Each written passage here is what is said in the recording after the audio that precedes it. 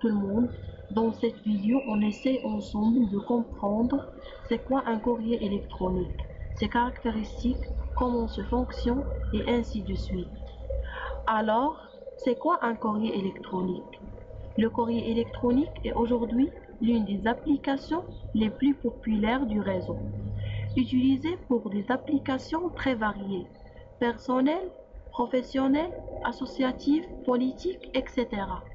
Cela s'étend à prendre une place de plus en plus prépondérante par rapport aux moyens de communication traditionnels, autres sans faible coût.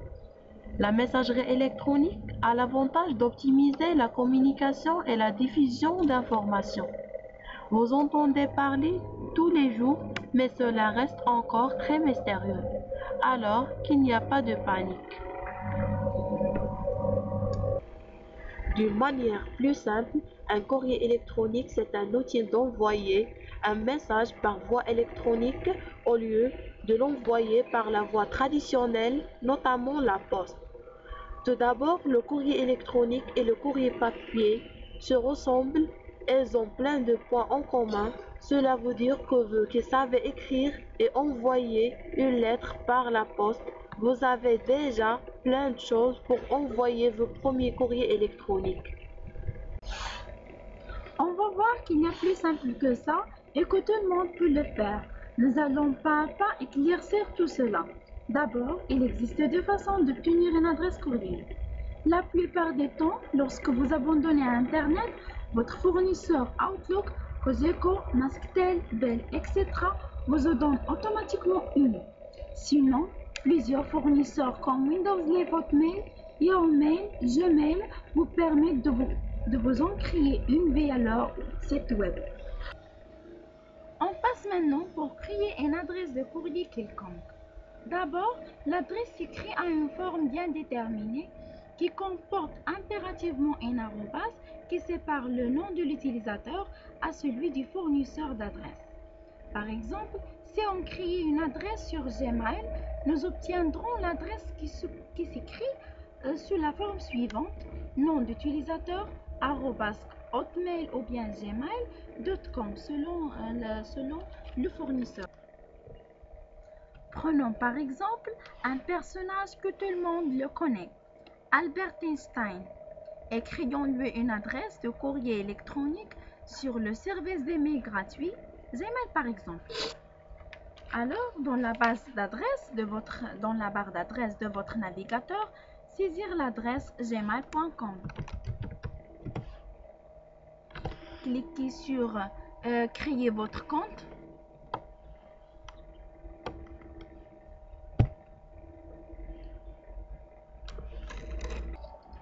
On essaie alors de remplir le formulaire qui s'affiche.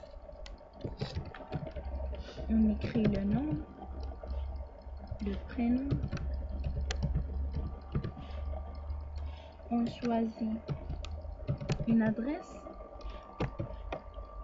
On ne peut utiliser que des lettres, des chiffres et des points. Il n'y a un espace ni rien du tout. On crée... Alors, s'il existe déjà, il faut changer. On écrit par exemple Albert.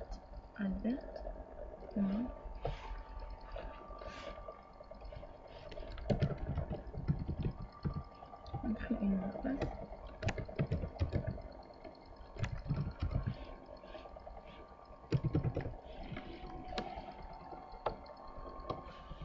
On confirme.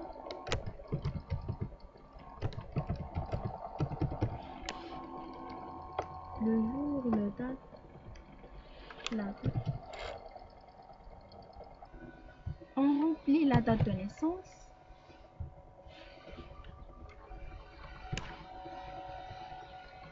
On détermine le sexe. On saisit un numéro de téléphone. Par exemple, des nombres aléatoires. Dans ce cas,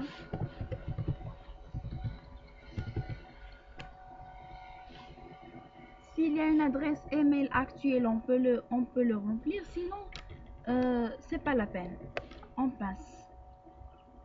il faut confirmer que vous n'êtes pas une machine.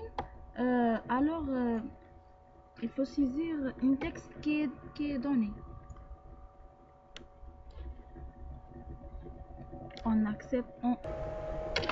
On saisit le texte qui est donné pour confirmer que vous n'êtes pas une machine. On détermine le pays.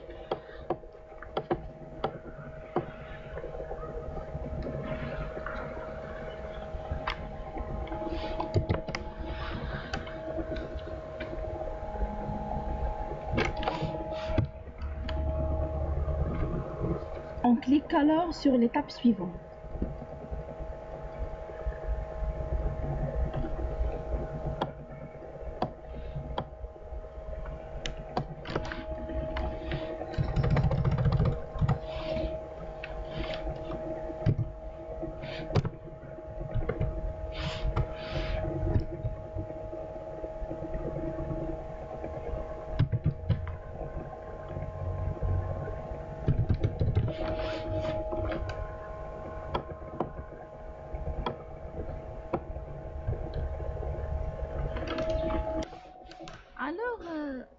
Notre adresse email était créée. On passe pour découvrir. On essayait ensemble de comprendre la boîte de réception. La boîte de réception s'agit de l'espace dans lequel vous retrouverez les messages que vous avez reçus, jusqu'à ce que vous les en déplaciez ou les supprimiez. Dans la boîte de réception, les messages non lus sont en gras. Dans l'exemple ci-dessous, il y a 3 messages non lus dans ma boîte de réception. Le chiffre 3 s'apparaît entre parenthèses à la côté de l'intitulé boîte de réception. Chaque message se caractérise par ses caractéristiques suivantes. On trouve qu'il y a ici l'expéditeur, là-bas l'objet, ici l'extrait de message et enfin la date et l'heure d'envoi de message. Pour lire un message, il suffit de placer son curseur. Le curseur se transforme en main et de cliquer une fois avec le bouton gauche de la souris. Alors le message s'ouvre. On trouve qu'il y a le contenu du message ici. Ici, il s'agit de l'expéditeur et ici, il s'agit de l'objet de message ou bien le titre. En cliquant sur répondre, je vais pouvoir envoyer une réponse à l'expéditeur du message. Ma réponse sera alors incluse dans un message initial. On parle alors de conversation. Mon curseur clignote dans le cadre blanc. Sous le message initial, je peux saisir ma réponse à l'aide de clavier ou cliquer sur envoyer pour la faire partir à mon destinataire. En cliquant sur supprimer, mon message sera déplacé dans la courbe. Maintenant, pour écrire et envoyer un message, il suffit de cliquer sur Nouveau message qui se trouve à gauche de l'écran au-dessus de la boîte de réception. Ici, dans le champ A, saisir l'adresse électronique de votre destinataire. Le champ CC signifie copie carbone et le champ CCI, copie cachée. Dans le champ objet, il faut saisir le titre du message. Puis, on passe pour saisir le message dans le cadre blanc qui se trouve ici, qui s'appelle corps du message. Cliquez ensuite sur envoyer pour faire partir votre message. Une copie de ce message sera alors conservée dans le dossier message envoyé qui est accessible depuis la colonne de gauche. Comme dans un logiciel de traitement de texte, il est possible de modifier la mise en forme de votre texte en utilisant la barre de tilde située au-dessus du corps du message. Il est possible également d'enregistrer un message pour le terminer plus tard. Pour répondre à l'écriture du message en question, il sera nécessaire d'aller chercher dans le dossier brouillon situé dans la colonne de gauche. Pour envoyer des pièces jointes, il faut cliquer sur le nouveau message, remplir le champ A en y indiquant l'adresse de destinataire et on remplit ensuite le champ objet en indiquant le titre de votre message. Maintenant, il faut saisir ensuite le contenu ou bien le corps de votre message pour ajouter des pièces jointes, soit fichier, texte, photo et ainsi de suite. Cliquez sur joindre un fichier. Le taille maximum des pièces jointes des Gmail est à peu près 25 mégaoctets. Quand le message est rédigé, il ne reste que cliquer sur le bouton envoyer pour envoyer le message électronique. Voilà, notre message a été envoyé en quelques secondes. On passe pour avoir des règles concernant l'utilisation des boîtes Gmail. Les règles d'usage dans l'utilisation des courriels ont été définies dans l'étiquette en bref. Toujours préciser le sujet du courriel en quelques mots. Toujours ouvrir un nouveau message lorsqu'on traitait un nouveau sujet. Ne jamais reprendre un ancien message en changeant juste le sujet.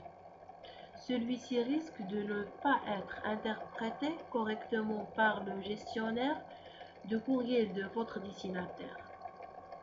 Comme dans toute décision, commencer et terminer par une formule de salutation. Ne pas répondre à un message tout en audio des messages initiaux, mais en reprenant le message par petite citation. On cite un extrait, on y répondre, on cite un autre, on y répondre et ainsi de suite. Effacer au fur et à mesure les parties du message initial qui sont traitées de manière à éclaircir les propres et alléger les courriels. Ne jamais envoyer des courriels massifs à un grand nombre de personnes ne s'en connaissant pas en dévoilant leur mail. Outre le fait qu'il faut considérer une adresse de courriel aussi confidentielle que le téléphone. C'est la porte ouverte au spam. Utilisez la fonction copier caché de votre logiciel de messagerie. Évitez les pièces jointes de plus d'un mégaoctet qui peuvent saturer la boîte aux lettres de votre destinataire. Utilisez d'autres moyens d'échange des fichiers pour l'envoi de telles pièces jointes comme les messages instantanés, Skype, etc. Ou les sites spécialisés bien lire les conditions avant d'envoyer, comme Archiehost. Ne pas écrire en capital, ce sera considéré comme un cri de colère de joie par votre destinataire. Évitez l'usage de l'HTML, écrire en rose, rajouter des photos, insérer des smileys, etc. Outre le fait qu'elle augmente inutilement le poids du courriel, l'envoi massif de courriel en HTML peut saturer tout un réseau bien plus rapidement que l'envoi de mail texte. Le courriel pourrait ne pas bien s'afficher dans la boîte aux lettres de votre destinataire, particulièrement si celui-ci utilisait un autre alphabet que le vôtre. Aussi l'HTML, massivement utilisé par les spammers, votre courriel risque d'être interprété comme tel par le gestionnaire de messagerie de votre destinataire et ne jamais être lu. Toujours considérer le courriel comme une carte postale sans enveloppe. Il peut très bien être lu par quelqu'un d'autre encore de vous. Pour mettre votre carte postale sous l'enveloppe, vous devez chiffrer vos courriels. De même que le courriel peut être lu en vous, il peut aussi, malgré les apparences, être envoyé par quelqu'un d'autre. Quelle que soit votre feuille, vous n'avez aucune garantie que les courriels que vous recevez bien été envoyés par l'expéditeur spécifié, comme vous pouvez mettre votre courriel sur l'enveloppe en le chiffrant. Le fonctionnement du courrier électronique repose aussi sur une série de protocoles de communication destinés à envoyer ces messages de serveur à serveur à travers l'Internet. Les principaux protocoles sont les suivants: SMTP, POP3, ou encore IMP4. Chacune joue un rôle bien précis. L'entête de courrier, forme, tout, etc. Les possibilités d'envoi groupé, la gestion des heures ou encore le format des adresses des utilisateurs. Avant chacun envoi de messages SMTP vérifié auprès des différents files, fournisseurs d'accès à l'Internet, que l'adresse du destinataire existe réellement. Si tel n'est pas le cas, le message revient automatiquement dans la boîte aux lettres de l'expéditeur. Un message met en général quelques secondes seulement pour aller d'un point à un autre sur l'Internet. Le message peut transiter par différents relais ou par un seul serveur si le destinataire utilisait le même serveur de messagerie que l'expéditeur. POP gère aussi l'authentification à l'aide d'un nom d'utilisateur et d'un mot de passe. Par ailleurs, ce protocole bloque la boîte aux lettres à chaque connexion au serveur de messagerie, ceci afin de rendre impossible une consultation simultanée par deux utilisateurs d'un même compte email. Mais ce protocole n'est en revanche pas sécurisé car les mots de passe comme les emails circulant en clair, le contenu n'est pas crypté. Sur le réseau à titre de comparaison, c'est comme si nous prenions l'habitude d'envoyer une lettre sans prendre le pain de les insérer dans l'enveloppe. IMAP4, le protocole IMAP, Interactive Mail Access Protocol, moins utilisé que POP, offre plus de possibilités. Cependant, de plus en plus de failles utilisées. Ce protocole IMAP4 pourrait à terme remplacer progressivement POP3. La principale innovation de IMAP4 réside dans la possibilité de gérer son courrier directement sur le serveur de son file.